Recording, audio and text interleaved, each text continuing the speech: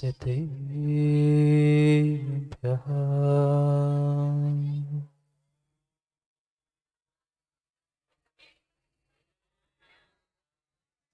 श्रीमद्परं गम्भीर स्यात्मात्मोघलाञ्छनं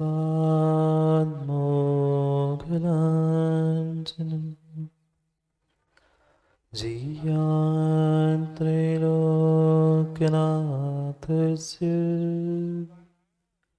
शासनं जिनशासनं जय मङ्गलभूताणं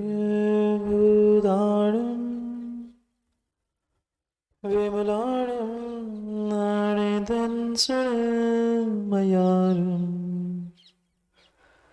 तैलोयसेयाणं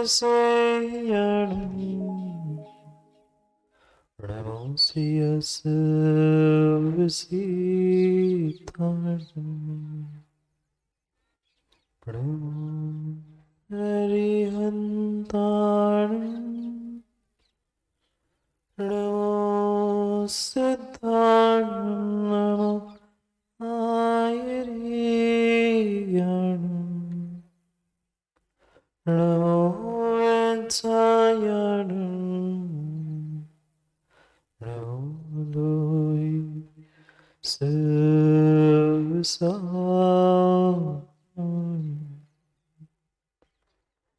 अनंत अनंत परम सिद्ध भगवान की 1008 श्री आदिनाथ भगवान की परम पूज्य आचार्य भगवान कुंद कुंद स्वामी की परम पूज्य आचार्य भगवान गुरुवर विशुद्ध सागर जी महाराज की 3 9 कोटि मुनिराजों की सनातन जैन धर्म की परम पूज्य श्रवण मुनि श्री सुप्रभ सागर जी महाराज की, परम पूज्य श्रवण मुनि श्री प्रणत सागर जी महाराज की। अंतिम निर्देश वर्तमान स्वामी के शासन में हमसे विराजते हैं और उनकी यह पावन पीयूष देशना हम सभी के लिए परम उपकारी। अनादिकाल से हमारी आत्मा में जो जन्म जरा और मृत्यु रूपी रोग लगे, उन रोगों का उपशमन करने वाली कोई परम औषधि है तो वह एकमात्र यह जिनवाणी। भव्यात्मा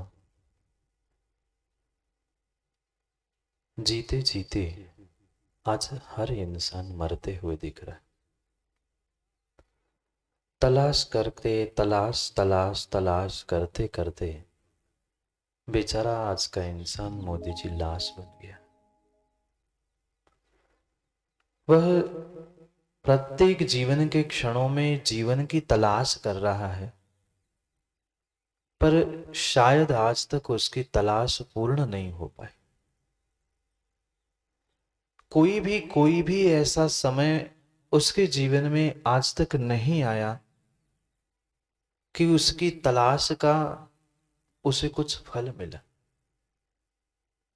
पूरा जीवन बीत गया, बचपन से 55 और 55 से शमशान तक की यात्रा भी पूरी हो गई, पर मात्र और मात्र वह तलाशता रहा और स्वयं के जीवन को एक लाश के तुल्य बनाता। कितना ही कुछ भी कह दे उस लाश के कान में जाकर, परमात्मा भी कह दे, गुरु भी कह दे, पर वह लाश चेतने वाली नहीं। बिल्कुल बिल्कुल आज के इस वर्तमान के इंसानों के साथ भी बिल्कुल ऐसा ही हुआ। प्रभु ने समझाया, गुरु ने समझाया, सबने समझाया, फिर समझ में क्यों नहीं आया? क्योंकि जीवन मात्र और मात्र उस सुख शांति की तलाश में व्यक्ति स्वयं के हाथों से एक लाश बना के जितना चाहे उस लाश को व्यक्ति समझाए, पर क्या सौधर्म जी वह लाश पुनः चेतेगी, उठेगी? नहीं। वह लाश का काम तो मात्र चेतना नहीं है, चिता पे पहुंचना है और जल के समाप्त होना। बिल्कुल ऐसा ही आज वर्तमान का इंसान और वर्तमान का मनुष्य हो चुका है। वह खोज तो रहा है, जीने के बहाने भी खोज रहा है, जीने की कोशिश भी कर रहा है, पर जब जब उसने जीने की कोशिश की, जब जब जीने के लिए कुछ कारण खोजे, तब तब उस समय पर वह मरता रहा। नहीं मिल पाया एक भी सच्चा और अच्छा उसे कारण नहीं मिल पाया कि जीवन को, जीवन जीते जीते जीने का। जीवन तो जिया, हर व्यक्ति ने जीवन जिया। एक वृद्ध ने, एक युवा ने, एक स्त्री ने, एक पुरुष ने, तिर्यंच ने, सबने जीवन तो जिया, पर वह जीवन मात्र मरते मरते जिया, जीवन जीते जीते नहीं जिया। अगर इंसान होता, थोड़ी सी भावनाएं होती, स्वयं की और दूसरों की भावनाओं की थोड़ी सी कदर होती, थोड़ी सी संवेदनाएं होती, तो माना भी जा सकता था कि वह जीते जीते जी रहा है।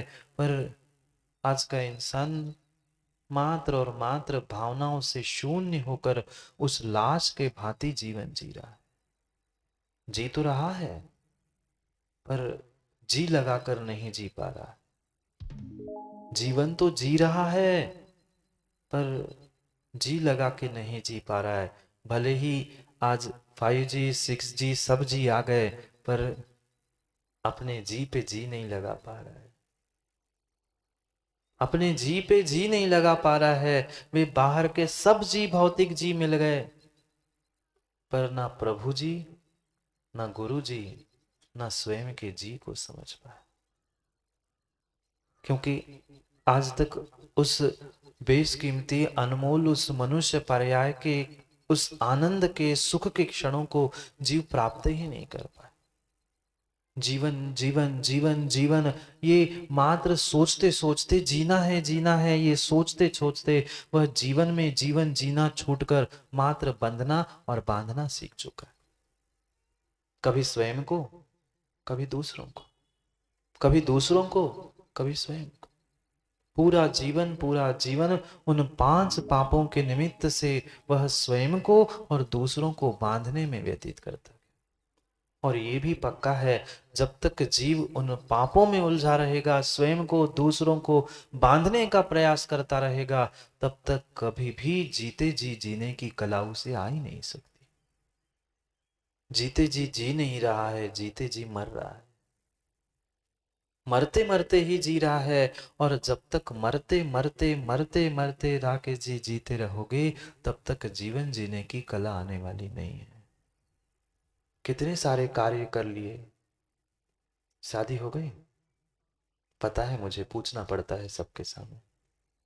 शादी हो गई, बेटा हो गया, अब बेटे की भी शादी का नंबर आ गया, पर आज तक इतने इतने इतनी उम्र में कभी ऐसा क्षण अपने जीवन में, आपके जीवन में आया कि उस क्षण को हम आज तक याद रखें? नहीं आनंद ले पाए, नहीं आनंद ले पाए। कोई भी ऐसी घटना हम आज तक स्मरण में नहीं रख पाए कि जिसको हमने ऐसे बहुमूल्य आनंद और उत्साह के साथ जीना सीखा। कार्य तो कर लिए, प्रभु की भक्ति भी कर ली, देवशास्त्र गुरु की मां आराधना भी कर ली, पर उसमें भी हम आनंद नहीं लूट पाए, आनंद नहीं लूट पाए। यहां भी पहुंचे, प्रभु के दर पे भी पहुंचे, हमें तो मात्र नोटों के बंडल दिखते रहे, कर्मों के बंडल नहीं दिख पाए। सोचो, विचार करो, निर्णय करो कि हमें अपने इस जीवन को मरते मरते नहीं जीना है, जीते जीते जीने का प्रयास करो। जो ये दूसरों के बांधने बंधने के निमित्त से हमने अपने इस जीवन को जो लाश बना के रखा है, वहां दूसरों में तलाश मत करो। तलाश ही करनी है, खोज ही करनी है। अगर अपने आप में खोजता, अपने आप में अगर तलाश करता, तो शायद ये लाश ना बनता। मत बनो लाश, मत बनो लाश। ये मनुष्य पर्याय का जीवन इस संसार का सबसे सबसे सबसे बड़ा उत्कृष्ट जीवन है। पर जीवन की कीमत किसे है? मात्र जीवन के मायने हमने इतने ही समझ के रखे हैं कि जन्म हुआ, पढ़े लिखे, पैसे कमाए, बच्चों को जन्म दिया, बूढ़े हो गए, मर गए, खत्म। इसके अलावा जीवन का अर्थ ही नहीं समझा। ज्यादा से ज्यादा हम अपने आप को धर्मात्मा मानने लगे, सो मंदिर में पहुंच गए, अभिषेक पूजा कर ली, स्वाध्याय कर लिया, थोड़ा बहुत गुरु की सेवा कर ली, हो गया धर्मात्मा का जीवन। मात्र इतना ही जीवन के मायने, इतना ही जीवन संकुचित नहीं है। ये तो हमने अपने जीवन को मात्र चंद स्थानों में और चंद क्षेत्रों में बांध के रखा है, जिसके निमित्त से, जिसके कारण से हम संसार में बंध के रह रहे हैं।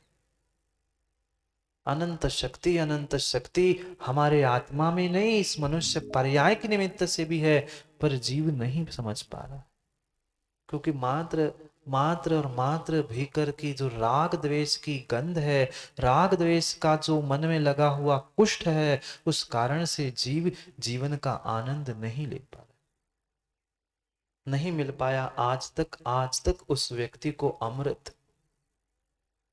क्यों मृत हुआ? जो जो जन्मता है वो मरता है, भले ही 80-90 में मर रहा है, पर वह ये भूल रहा है कि प्रति समय प्रति क्षण वह उन विषय भोग राग द्वेष के निमित्त से मर रहा है, लाश बन के अपने जीवन को मृत कर चुका है। क्यों? क्योंकि आज तक अमृत नहीं मिला। क्या मां अमृत नहीं जानते? अमृत जानते आप लोग? किसे कहते हैं? किसे कहते हैं अमृत? हमें तो महाराज जी एक ही अमृत पता है, जो हमने कभी टीवी और उसमें देखा है। वो अमृत निकला था समुद्र मंथन से, वह देवों ने पी लिया, वे तो अमर हो गए।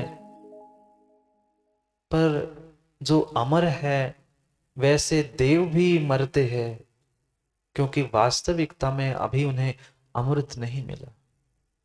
उन्हें भी कहीं ना कहीं वह लोभ कषाय सता रही है, कहीं ना कहीं क्रोध मान माया इन कषायों के निमित्त से उस अमृत तक हम पहुंच नहीं पाए। जीवन तभी अमृत होगा, जीवन तभी अमृत होगा जब हम दूसरों में अच्छाई बुराई किसी की तलाश छोड़कर अपने आप में सच्चाई और अच्छाई की तलाश करने लग जाए। तलाश तो की, खोज तो की, पर जो जो खोज की, जो जो हमने इच्छाएं की, चाहे सुख शांति की हो या अन्य भी प्रकार की, मात्र वह तलाश हमारी दूसरे तक सीमित थी, हम स्वयं तक नहीं पहुंच पाए। इसलिए जीवन को मृत करते रहे, लाश बनाते रहे, अमृत की प्राप्ति नहीं हुई। एक मिला कि दूसरे की इच्छा, दूसरा मिला कि तीसरे की इच्छा, तीसरा मिला कि चौथे की इच्छा। एक समय भी ऐसा व्यतीत नहीं हुआ जब हम कुछ इच्छा और आकांक्षा से रहित होकर जिए। मात्र और मात्र शब्दों को दोहरा देना और शब्दों में ये पढ़ते रहना भिन्न विषय है कि रहे सदा सत्संग होने का, ध्यान होने का नित्य रहे। कई बार पढ़ लिया, कई बार पढ़ लिया, कई बार पढ़ लिया, पर कभी उनका ध्यान और उनकी जैसी चर्या में हमारा चित्त अनुरक्त रहा नहीं रहा। एक एक शब्द, एक एक पंक्ति के द्वारा कवि ने अद्भुत रहस्य जीवन जीने की कला इस मेरी भावना में उद्घाटित करके रखी। वे दिगंबर साधु निर्ग्रंथ मुनिराज उन पांचों पापों से रहित होकर अपने जीवन को व्यतीत करते हैं। आप एक पाप से दूर हो पाए? नहीं हो पाए। ना हिंसा छोड़ पाए, ना चोरी, ना झूठ। झूठ तो शायद माताओं आप लोग बोलते नहीं होंगे ना? झूठ तो नहीं बोलते ना? यही तो सबसे बड़ा झूठ है कि हम झूठ नहीं बोलते। यही तो सबसे बड़ा झूठ है। वह कसम खा के कहते हम तो बोलेंगे। क्या वे कहाँ है एडवोकेट? अभी बता रहे थे ना एडवोकेट। उस पे हाथ रख के कहते हैं जो भी कहूंगा सच कहूंगा, सच के बिना कुछ नहीं कहूंगा। ये सफेद झूठ बोल के आते। वहां तो फिर भी हाथ रखना पड़ता है। यहाँ तो ऐसे भी जीव है, परमात्मा को भी हाथ, परमात्मा पर भी हाथ रखते हुए कहते हम तो झूठ बोलते ही नहीं है। कहा दिगंबर साधु जिनके नाम पर तुम, जिनके उपकारों से तले तुम जी रहे हो, और उनकी चर्या में अनुरक्त रहना तो छोड़ दो, कम से कम उनकी चर्या का बोध तो हो। वे पांचों पांचों पांचों पापों का त्याग करके अपने जीवन को अमृत बना रहे हैं, और हम उन पांचों पापों के निमित्त से अपने जीवन को बंद कर स्वयं ही मृत बना रहे हैं, लाश बना रहे हैं। जब तक उन पांचों पापों से दूरी नहीं होगी, पांचों पापों से, चारों कषायों से दूर नहीं होंगे, तब तक विश्वास मानना जीवन अमृत में हो नहीं सकता। कितना ही वह तरल द्रव्य जैसा काल्पनिक वह अमृत पी भी लेना, फिर अखिलेश जी जीवन अमृत नहीं होने। बहुत सारों ने नामों के आगे पीछे अमृत रख लिया नाम, पर वह अमृत जीवन नहीं हो सकता। अमृत तभी होगा जब हम इस जीवन जीने की कला को सीख ले, मरते मरते जीना छोड़ दे। क्योंकि आज तक जो भी किया उन पापों के निमित्त से, कषायों के निमित्त से हम जहां जहां उस हिंसा, झूठ, चोरी, कुशील परिग्रह में जीते गए, तब तक विश्वास मानना तुमने अपने आप को मारा है, अपने आप को कर्मों से बांधा है। व्यक्ति ये सोचता है हम तो चोरी छुपे कर रहे हैं, किसको पता है मैंने पाप किया। पर इतना ध्यान रखना चिराग भाई, तुम कितने ही चोरी छुपे दरवाजा बंद करके पाप कर लेना, किसी के नजरों में भले ही नहीं आए, पर भगवान केवली का कैमरा हमेशा के लिए चल रहा है। हमेशा के लिए उनका कैमरा चल रहा है। वह तो आज के न्यूज चैनल पे लिखना पड़ता है 24/7। बहुत सारे चैनल चल गए ना, 24 घंटे 7 दिन, भले ही वे कैमरा उसके चैनल एक बार फेल हो जाए, पर हमारे केवली भगवान का, हमारे सिद्ध भगवान का जो केवल ज्ञान का कैमरा है वह 24/7 चल रहा है। तुम चाहे बुलेट प्रूफ कमरे में हो, वाटर प्रूफ कमरे में हो, चाहे कोई भी प्रूफ कमरे में हो, पर केवली के ज्ञान में तुम्हारा पाप झलक चुका है। क्यों हम जीवन को लाश बना रहे हैं, क्यों हम जीवन को मृत बना रहे हैं। ये मनुष्य ही जीवन था जिसके द्वारा हम अपने आप को, अपनी आत्मा को अमृत बना सकते थे। पर व्यक्ति नहीं उठ पा रहा है अभी तक उन 5 पापों से उठते हुए अपने जीवन को अमृत बना ही नहीं पा। कहीं ना कहीं वह भीतर छोटी सी लोभ कषाय सता रही है। ऐसा कोई भी समय नहीं जाता है मां जब जीव उन कषायों से और पापों से रहित होता है क्या? भगवान के पास भी बैठे हैं, पूजा भी कर रहे हैं, पर यहाँ बैठे बैठे भी याद आ रही है कि कब विधान हो जाए पूरा, और कब जाके घर में रखे हुए कुकर को निकाल के उतार के दाल को बघार लगा के खिलाते। ऐसी स्थिति है कहने के लिए तो हम देव शास्त्र गुरु के सामने बैठे हैं, पर किसी को दुकान के ताले दिख रहे हैं, किसी को नोटों के बंडल दिख रहे हैं, तो किसी को रोटी के डिब्बे दिख रहे हैं। ऐसे ही है। सोचो, विचार करो, कैसी हमारी परिणति हो चुकी है कि आज तक वह हम जीवन में संतोष ही नहीं धारण कर पाए। एक नहीं हुआ कार्य कि दूसरा नहीं कि तीसरा नहीं कि चौथा, पूरा समय उन 5 पापों को जोड़ने में और अपने आप को कर्मों से बांधने में व्यतीत किया। एक नहीं, दोनों, तीनों, चारों, 5 पापों में परिणति चल रही है। और जहां एक पाप हुआ वहां अपने आप दूसरा पाप होता ही होता है। हिंसा करो और हिंसा छुपाने के लिए झूठ बोलो। हिंसा हो गई, गलती हो गई, अब उसे छुपाने के लिए झूठ बोल रहा है। तुमने झूठ बोला, अपने आप से भी चोरी कर ली और शुभ भावों की भी चोरी हो गई, और कुशील भी हो गया, परिग्रह तो जोड़ ही लिया था। ये पांचों पाप एक दूसरे में संबंध रखते हैं। एक पाप से दूसरे पाप से तीसरे पाप जीव रहा है, मात्र काट रहा है अपनी जिंदगी को। एक पाप से दूसरे में, दूसरे से तीसरे में, प्रत्येक स्थान पर मरता गया, मृत होता गया।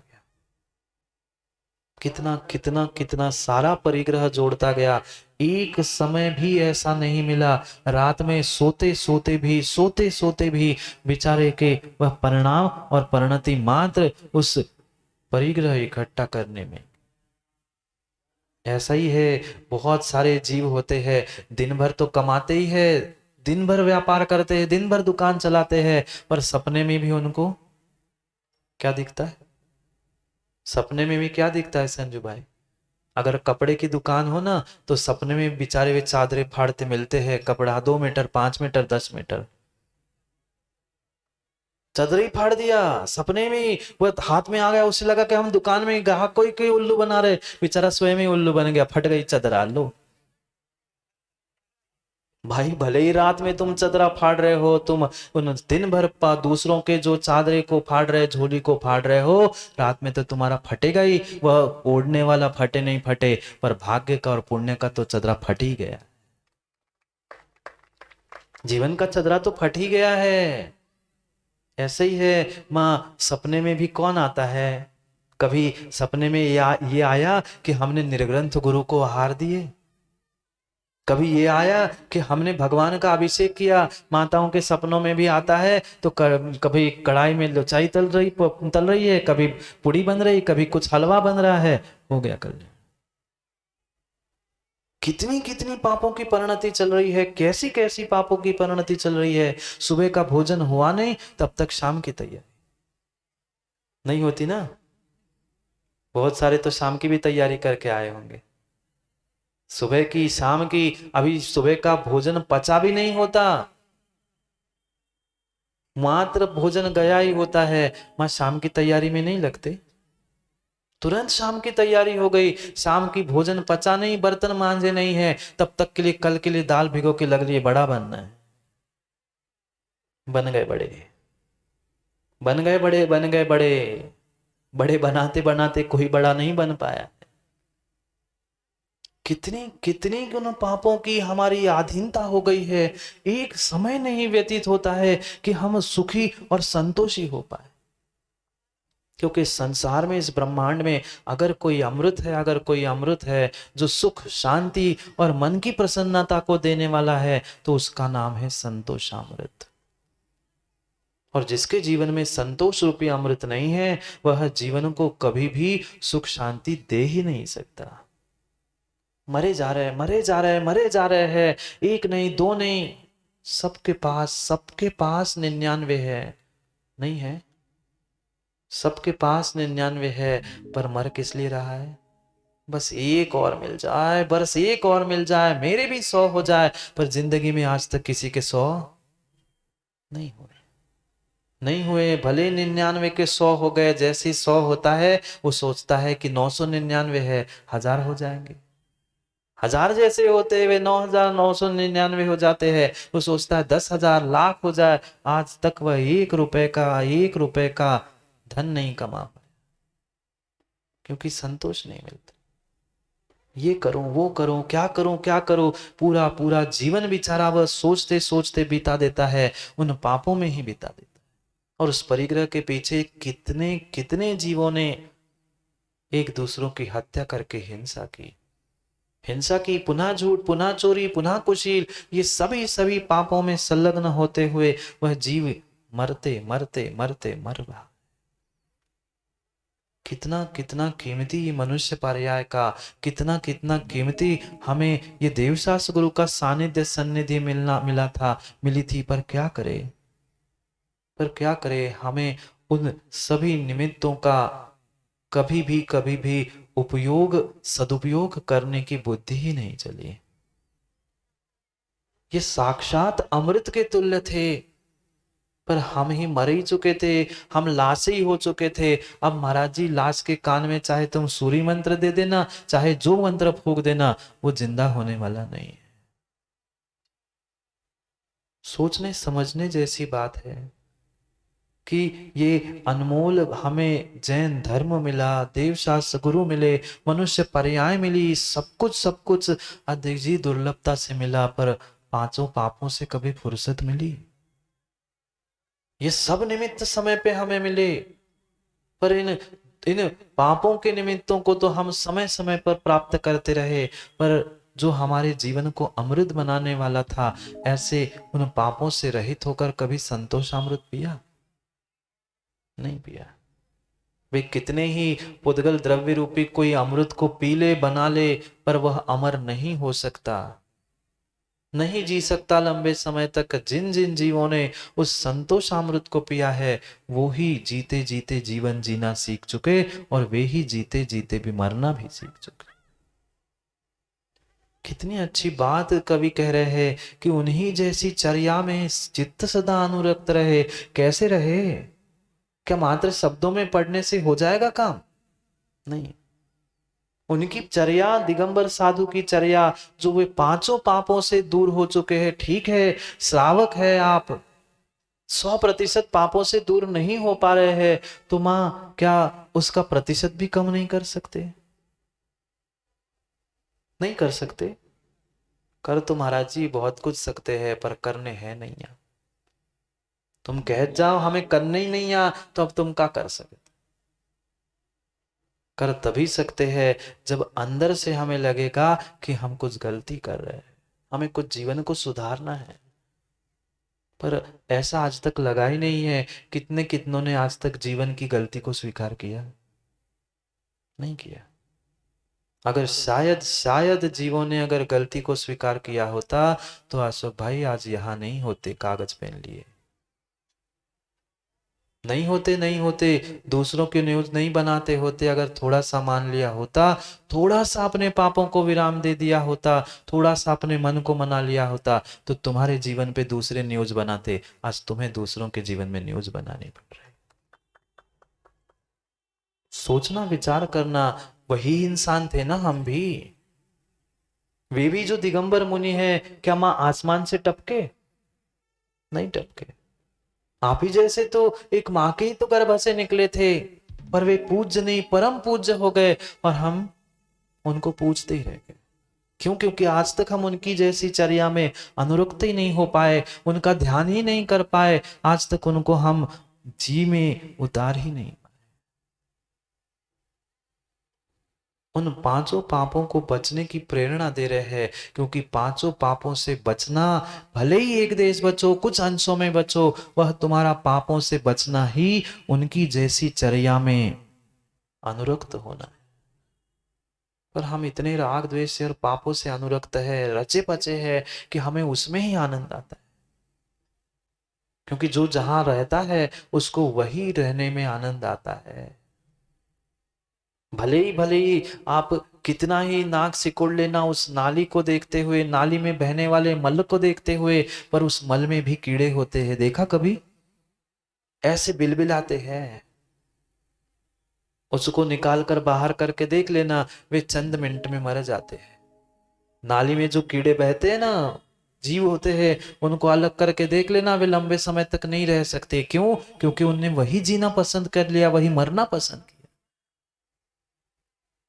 ये जीवन का सबसे बड़ा रहस्य है। जो जहां रहने लगता है, जो जैसे जहां रहने लगता है, वही अपने आप का घर मानता है और उसी में खुश होकर पूरा जीवन मृत कर देता है। मां सही सही बात बताओगे क्या? नहीं बताओगे? कैसी माता है यहाँ की? जब पूछते हैं तो बोलते, कहो बोलो सो बोलते नहीं है, और जब कहते हैं अभिषेक भैया की शांत रहो शांत रहो, तो वे शांत। ऐसी स्थिति है।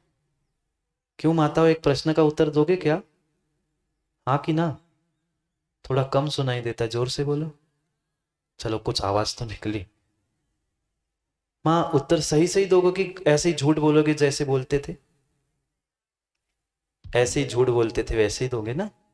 नहीं दोगे तो कम से कम देव शास्त्र गुरु के सानिध्य में तो विश्वास है कि बहुत सारी माता बैठी है, कुछ तो सही बोल ही देगी। बोलोगे ना? जो आप जिस घर में, जिस परिवार में रहते हो, वहां बहुत सुखी है ना? अब क्या हो गया? मौन स्वीकृति है मोदी जी। बहुत सारे लोगों की मौन स्वीकृति थी। अब वो हाँ कहे सो फंसे, ना कहे सो फंसे। तुरंत जैसे मैंने पूछा, आधों की तो गर्दन इधर उधर हो गई, कोई देख तो नहीं रहा है। अकेले होते तो कह देते हाँ महाराज जी, पर अब क्या कहे, सबके सामने कैसे कहे। बिल्कुल मां चिंता नहीं करो, कोई दूध का धुला यहाँ नहीं बैठा है, कोई दूध का धुला यहाँ नहीं बैठा है। सबके घर में वही मिट्टी, वही चूल्हा, वही धुआं और वही राग द्वेष है। अब बोलो सुखी है ना? नहीं है। पिता के घर से निकले थे तो यही आसार, यही इच्छा थी कि शायद हो सकता है पति के घर में सुख मिले।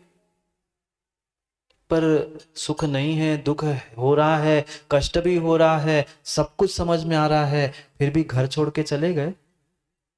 नहीं, क्योंकि जो जहां रहने लगता है उसको वही रहने का आनंद आने लगता है। 1 साल, 2 साल, 3 साल, 4 साल, 5 साल, 5 साल तक, 10 साल तक वह बेटी माँ से शिकायत करती है कि माँ, सासू माँ ऐसी है, पति ऐसे है, देवर ऐसा है, वो ऐसा है। पर 11वें और 15वें 20वें साल में जाके पूछ लेना, वो माँ से, माँ कह दे बेटी वापिस आ जा, कहते ठीक है माँ, जो है सो है, घर तो अपना जो ही है। क्यों माँ? घर कौन सा है? शादी हुई थी, शादी में बिना रोए गाए आए होंगे ना? बहुत सारे तो महिरों नहीं कही है, पूछ लो एक दूसरे से, और पहुंच ही गए होंगे। क्यों माँ? बिना रोए गाए आए होंगे ना माता पिता के घर से।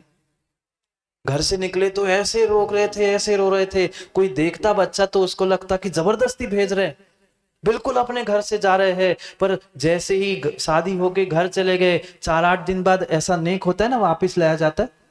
नहीं, हमें नहीं पता, हम नहीं लाया किसी को, पर ऐसा सुना है मैंने कि शादी के 10-15 दिन में कुछ फिर एक आध बार घर ले आया करते हैं। क्यों माँ? आप भी तो गए होंगे मायके, शादी के 8-10 दिन में तुरंत पुनः मायके गए थे, और फिर 2 दिन हो गए, 4 दिन हो गए, 8-10 दिन बाद जब जाने का समय आता है तब क्या कहा? तब ये कहा कि माँ मैं पति के घर जा रही। तब क्या कहा? माँ समय हो गया, अपने घर जाना है, समय हो गया, अपने घर जाना है। क्यों? क्योंकि कैसा ही हो, कुछ भी हो, हमने जहां रहना पसंद कर लिया है, हमारा मन वही लगता है। चाहे चाहे कितने दुख हो, जितने कष्ट हो, कितने पाप हो, पर हमें उसमें ही आनंद आने लग गया है। यही हुआ प्रत्येक जीव के साथ, यही हुआ। भले ही आप भी कहते रहना क्या करें महाराज जी, पापी पेट का सवाल है, पैसा कमाना पड़ता है। जब पता है पापी है, पापी है, पापी है, तो क्यों नहीं छोड़ पा रहे हैं? क्या करें महाराज जी, करना पड़ता है। ये झूठ बात है महामंत्री जी, पापी पेट का सवाल नहीं है, पापी पेट नहीं है, पापी कह दूं क्या? कह दूं क्या? अब कह ही देता हूं, बचा ही क्या है कहने के लिए, छोड़ा ही क्या है महाराज ने। वो इसलिए तो बहुत सारे मोदी जी लोग आते हैं और टेबल के पीछे छुप जाते, महाराज जी हमारा नाम ना ले जाए, इसलिए छुप के बैठ के सुनता तो है, सुनना तो है, पर छुप के बैठते रहे। जैसे प्रवचन हो गए, खड़े हो गए जवानी के करने के लिए। मैं भी आया था महाराज जी बताने के लिए, ऐसे भी जीव है। सोचो सोचो, ये पापी पेट का सवाल नहीं है, पापी पेट नहीं है मस्ताना, पापी आप है। कोई दूध का दूल्हा नहीं बैठा, चोर चोर मौसेरे भाई है, बिल्कुल एक दूसरे को देख को हंसो मत, अपने आप को तलाशो। सब सब चोर मौसेरे मौसे भाई है, और तो यहाँ तो वैसे ही मौसेरे भाई है। क्यों मोदी जी? 100-125 तो है ही, वैसे ही मौसेरी भाई हो गए ना, भले साले पक्ष के हो जाए, वो मेहरोनी से आ गए सब, तो मौसेरे ही हो गए। सोचो समझो विचार करो कि कहां परिणति है पापी पेट के लिए। परसों ही मैंने पूछा था अध्यक्ष जी कितने हजार, 5,000 रुपए बहुत हो गए। 500 के मैं 10 गुना कह रहा हूं, 5,000, पर कमाया कितना? लाज जाओ और लाज जाओ, आ जाओ, जोड़ते जाओ जोड़ते जाओ। ये पापी पेट का नहीं, पापी पेट का सवाल नहीं है। पेट तो मात्र 2, 5, 10 रोटी मांगता है, तुम्हारी पेटी बहुत सारी मांगती है। पेट पापी नहीं है, पेट पापी नहीं है, पेट तो हमारा भी है, पर हम पापी नहीं। पेट तो भानु हमारा भी है, पर तुम्हारी बेटी पापी है, तुम्हारा जीवन पापी है, इसलिए तुम पाप के कार्यों में उलझे हो। जब तक जीवन में संतोष अमृत नहीं आएगा, तब तक सुख शांति नहीं आएगी। कब तक हाय हाय करते रहोगे? कब तक हाय हाय करते रहोगे? एक एक चवन्नी अठन्नी पैसा पैसा करते हुए जोड़ते जोड़ते पूरा जीवन बीत गया बंसल जी, पर अभी तक हाय हाय नहीं छूट रही। एक चवन्नी छोड़ने का समय आता है, 50 बार व्यक्ति सोचता है कि नहीं माँ, कभी दुकान में सब्जी मंडी में कुंजड़े के पास जाके ले ली, सब्जी खरीदी। अभी आते हुए देख रहे थे बहुत सारी जहां लगी है सब्जी मंडी। आज संडे है, बाजार का दिन है, तो बैठे होंगे बेचारे सब्जी बेच रहे। कभी माँ खरीदने गए कुंजड़े की दुकान में?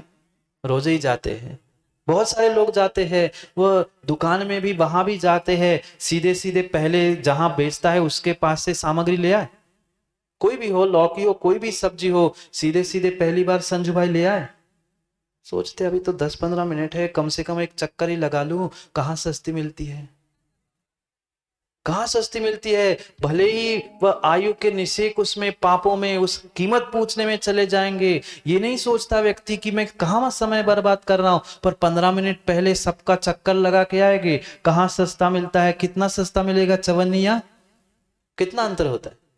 वे जो बैठे हैं वो भी मूर्ख नहीं है, वे कम भी करेंगे तो कहीं मिलेगा तो चवन्नी अठन्नी का अंतर, पर उस चवन्नी अठन्नी बचाने के लिए ये बेशकीमती अमूल्य मनुष्य पर्याय के कितने क्षण व्यर्थ किए। कीमत हमें टकों की है, पैसों की है, जीवन की नहीं है। वही 10 मिनट 15 मिनट जो संजू भाई तुम उस कुंजड़े से लड़ने के लिए समय व्यतीत कर रहे थे, वही कर्मों से लड़ने के लिए भगवान के सामने बैठ के वे 15 मिनट कर्मों की निर्जरा करते तो घर में लाके तुम्हें सब्जी देता, हाथ में लाके तुम्हें सब्जी परसता।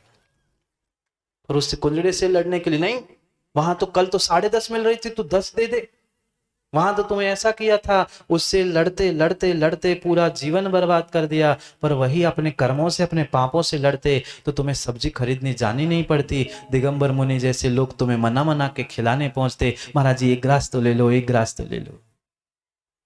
क्या करें, क्या करें, आज तक हम उनकी चर्या नहीं समझ पाए, ना उनकी चर्या में अनुरक्त हो। कितनी कितनी स्वाधीन परिणति है कि उनको कुछ नहीं करना पड़ता, कुछ कमाना नहीं पड़ता, पर फिर भी सब कुछ मना मना के खिलाते। क्यों संजू भैया, पीछे वाले भैया का नाम क्या है? सैंकी भैया है। सैंकी भैया भोजन तो करते ही होंगे आप? नहीं, सभी करते हैं, पूछना पड़ता है, इसलिए कुछ प्रश्न पूछता हूं सामूहिक रूप से, क्योंकि शादी भी होती है तो पूछते हैं ना, स्वीकार है क्या? पंचों के सामने पूछने पड़ते हैं को प्रश्न, इसलिए पूछ रहा हूँ। शंकर भैया भोजन तो आप करते ही होंगे, करते हैं ना? भोजन करते हैं तो, और भोजन करते करते कभी कभार कुछ सुनने भी मिलता है क्या? कभी कभार कुछ, ये खत्म हो गया, ये ले आओ, बच्चों की फीस भरनी है, उसके कपड़े खत्म हो गए, बेचारे कितना कितना कितना कमाते हैं, में कि दोनों हाथों से कमाते हैं ना, एक नहीं दोनों हाथों से, इधर से भी आ उधर से आए, बस अभी सारंग तो आ जान दो महाराज फिर बताए। सुबह शाम दिन रात बेचारे दोनों दोनों हाथों से कमाते हैं, पर एक हाथ से भी शांति से, एक हाथ से भी बेचारे शांति से नहीं खा पाते। उसी समय पे माताओं को बताना पड़ता है कि नमक खत्म हो गया है, कल ले नहीं आओगे, तो फिर बेचारा दोनों हाथों से कमा कमा के लौटा रहा है, फिर भी शांति से एक हाथ से खा नहीं पा रहा है। और दिगंबर साधु की चर्या देखो, वे एक हाथ से भी भानु कमाते नहीं है, दोनों हाथों से मस्ती में खाते हैं, ये होती है उनकी चर्या। कमाने के लिए तुम्हें दोनों हाथ लगे, एक हाथ से भी शांति से खा नहीं पाते। खाने बैठो, बाकी कुछ नहीं पूछे, कुछ नहीं पूछे, सौधर्म तो इतना तो प्रश्न पूछते ही पूछते, कैसा लगा, बाकी कुछ पूछे सुनाए नहीं सुनाए, इतना तो उत्तर देना ही पड़ता है, कैसा लगा। और सही नहीं कहो अखिलेश तो शाम की व्यवस्था नहीं होती, कह नहीं पड़ते, जैसे ही हो मुंह में तो अच्छा लगा, अब झूठ बोले तो पाप रहे, खाओ बेचारा, क्या करे, प्रयोगशाला है सबसे बड़ी।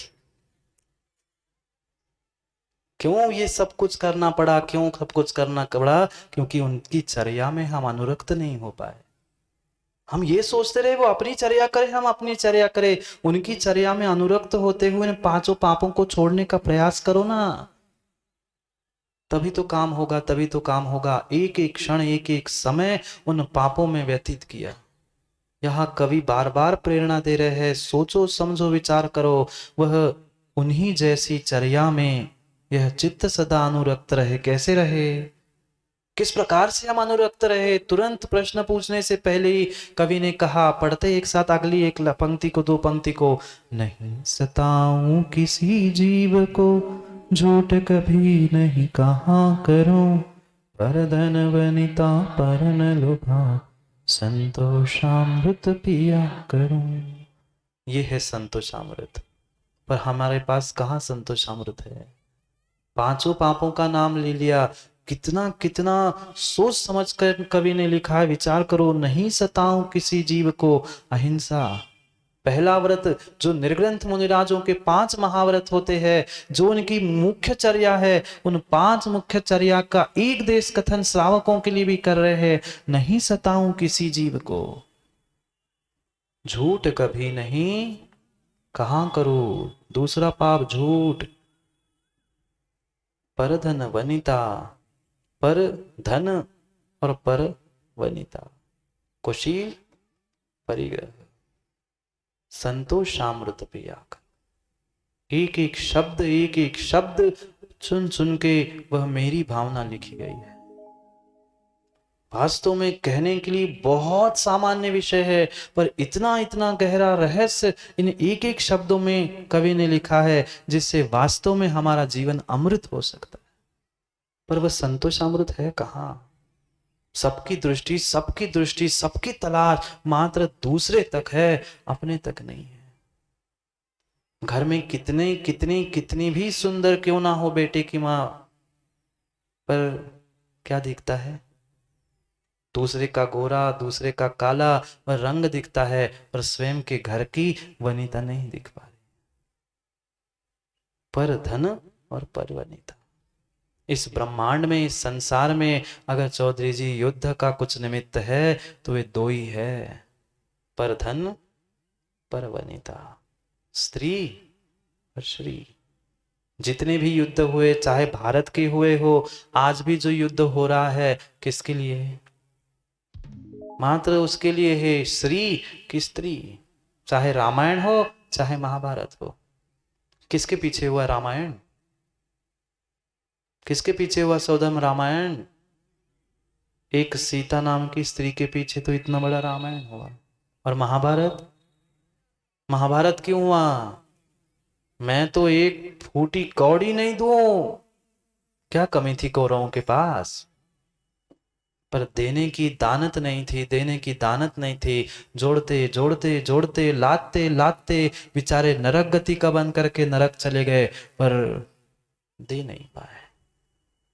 जितने युद्ध हुए, जितने होंगे, वे दो ही के पीछे होंगे, पर धन पर वनिता, श्री और स्त्री।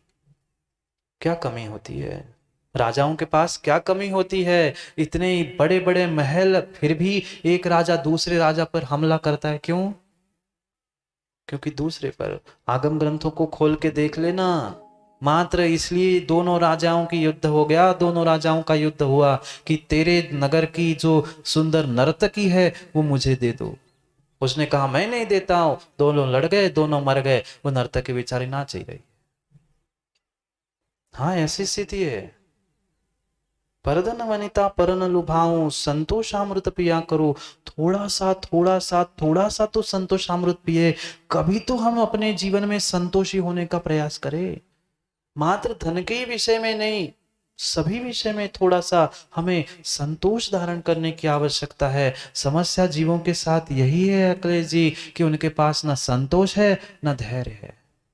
क्या करे, आजकल सब कुछ रेडीमेड का जमाना है ना माँ। 2 मिनट्स, ना माँ को बनाना है ना बच्चों को खाना है, बस पाउच खोलो, पानी में डालो और 2 मिनट में तैयार, जीवन भी तैयार और जीवन भी समाप्त। हाँ, सब कुछ आजकल रेडी मिक्स आ रहे हैं, बस घर में लाओ और सब बन गया। नहीं बनता माँ? बनता है। जीवन भी हमारा ऐसे ही बन गया है, खोलो रेडी समाप्त। धैर्य नहीं है। कोई कार्य करना है, जीवन जीना है, तो वो संतोष और धैर्य, ये दोनों बहुत बड़ी शक्ति होती है। जिसके पास धैर्य है वही संतोष अमृत पी सकता है। सब जल्दी चाहिए। प्रत्येक कार्य जल्दी जल्दी नहीं होते नितिन भाई, समय देना पड़ता है। संतोष जिसके पास है वो ही धैर्य रखता है। हमें खुशी नहीं है, संतोष ही नहीं है, जितना मिले हमें और चाहिए। कितना ले जाएंगे साथ में? कौन कौन ले जाएंगे? अनिल भाई बताओ ना, कितना ले जाएंगे साथ? कितना किलो सोना ले जाओगे माताओं?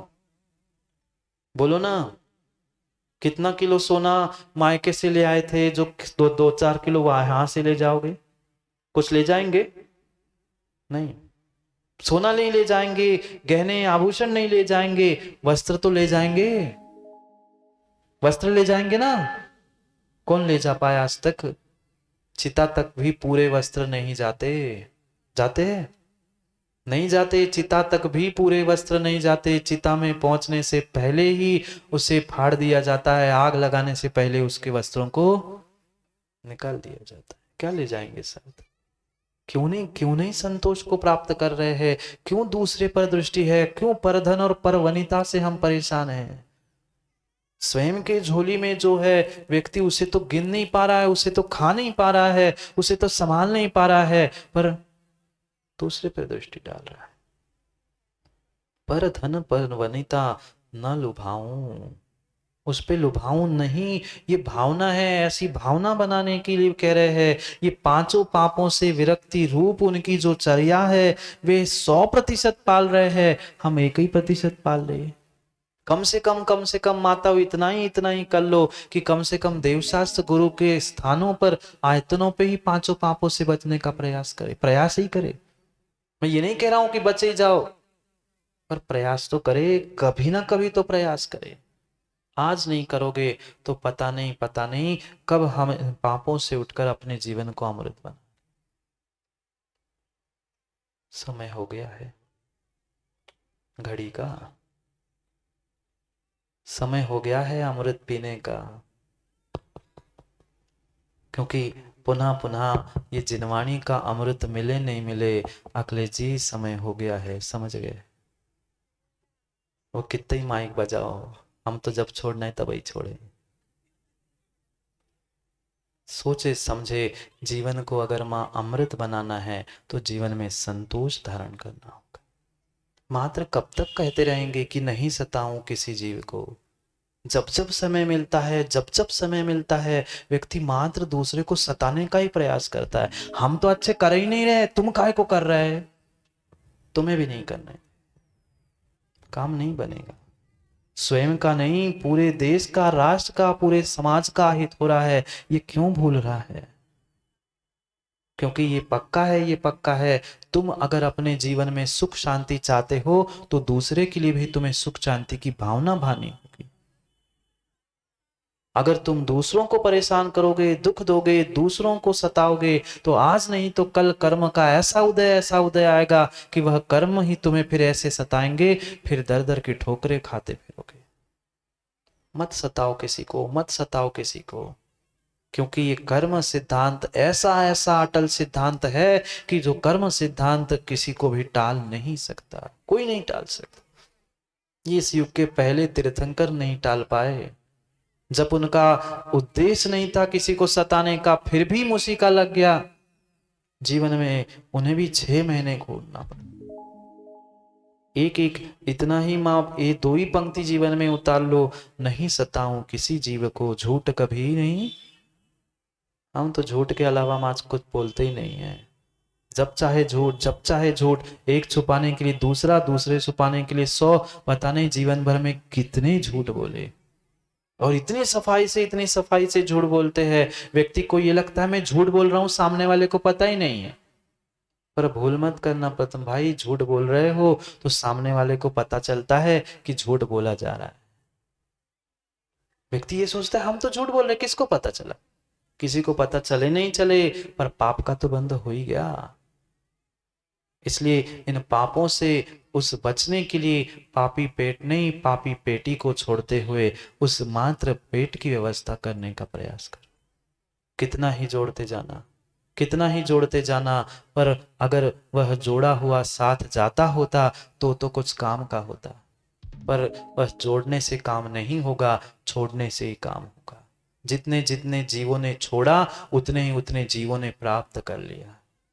आज विधान कर रहे ना माताओं, 64 रिद्धि विधान कर रहे ना। कैसी रिद्धि प्रकट हो गई? जो ये सिद्ध चक्र विधान में या जहां भी तुम 64 रिद्धि विधान करते हो, जो 64 रिद्धिधारी मुनिराजों की जो पूजा अर्चना की जा रही है, वे 64 रिद्धिधारी बने कैसे? उन्होंने सब कुछ छोड़ दिया, तब अपने आप उनकी ध्यान, ज्ञान, तपस्या, उसके माध्यम से उन्होंने एक रिद्धि को प्राप्त कर लिया। क्या अद्भुत रिद्धि और क्या अद्भुत सिद्धि उन दिगंबर मुनिराजों के पास होती है, क्योंकि उन्होंने 5 पापों को छोड़कर अपने उन 5 महाव्रत 28 मूल गुणों का निरतिचार पालन किया होता है। ऐसी ऐसी एक एक एक एक रिद्धियां होती है, शायद सुनोगे पढ़ोगे। वह ऐसी भी रिद्धि होती है, मुनिराज का जो मल होता है, उस मल से स्पर्शित हवा अगर किसी रोगी को स्पर्श कर जाए तो उसका रोग ठीक हो जाए। ये मल्लौषधि रिद्धि है। कोई मल का विसर्जन, चाहे खकार हो चाहे पेट का मल हो, उस मल से स्पर्शित हवा अगर किसी व्यक्ति को छू जाए तो उसके रोग ठीक होते हैं। ऐसे रिद्धिधारी मुनिराज होते हैं कि जो मकड़ी का तंतु, मकड़ी की तंतु जाला होता है, उसका एक तंतु उस पर चलते हैं पर तंतु टूटता नहीं है। पानी पे भी चलते हैं तो भूमि जैसे निकल जाते हैं, पानी से स्पर्श नहीं होता। ये रिद्धियां अपने आप प्रकट करते हैं। वो रिद्धियों के लिए तपस्या नहीं करते। जो रिद्धियों के लिए तपस्या करते उन्हें कभी रिद्धियां प्रकट नहीं होती। जो सिद्धि के लिए काम करते हैं वे कभी उनकी रिद्धि सिद्धि नहीं होती। जो सहजता से संतोषामृत पी के काम करते हैं, वह चाहे वह श्रावक क्यों ना हो, उसके भी जीवन में सिद्धि होती हो, वे तो फिर मुनिराज है, उनको तो रिद्धियां होती ही होती है। ये पंचम काल में कोई रिद्धि नहीं होती, कोई रिद्धि नहीं होती, पर कम से कम रिद्धि नहीं होती तो कम से कम उन रिद्धिधारी मुनिराजों की पूजा अर्चना और वंदना करके हम रिद्धि को प्राप्त करने की, उनके जैसे बनने की ही चर्या में अनुरक्त हो जाए। जाओ, समय हो गया है। उन 64 रिद्धि मुनिराजों की अर्चना करने का, क्योंकि ये अद्भुत अद्भुत ऐसा सिद्ध चक्र विधान हुआ करता है जिसमें मुनिराज, अरिहंत, भूत, भविष्य सभी भगवंतों की, इस पांचों परमेष्टि की आराधना की जाती है। जिनके जिनके जीवन में दुख अशांति है, वे इस 64 रिद्धि के द्वारा अपने आप को रिद्धि सिद्धि से समृद्ध करने का प्रयास करें। समय सिद्ध करने का हो गया महाराज जी। कहाँ की रिद्धि और कहाँ की, हमें तो एक ही सिद्धि दिखती है, बस वो सिद्धि हो जाए। हमें तो एक ही सिद्धि चाहिए जीवन में, वह देवी सिद्ध हो जाए, लक्ष्मी सिद्ध हो जाए। घर की देवी मिले नहीं मिले, वो देवी से काम चला लेंगे। ऐसी स्थिति है आज के लोगों। जाओ, समय हो गया है। संतोषामृत पिया करो, संतोषामृत को पी लो तो ही जीवन धन्य होगा। अन्यथा आज तक मरते रहे, आगे आने वाले समय में भी मरते मरते ही जिएंगे। कभी तो अपने जीवन में अपनी तलाश करो जिससे हम लाश ना बने, अपने जीवन को संतोषामृत से अमृत बनाने का प्रयास करो। करते हैं पुनः समय पर, समय के बाद, क्योंकि समय पे किया गया काम समय को दिलाता है। बोली भगवान महावीर स्वामी की।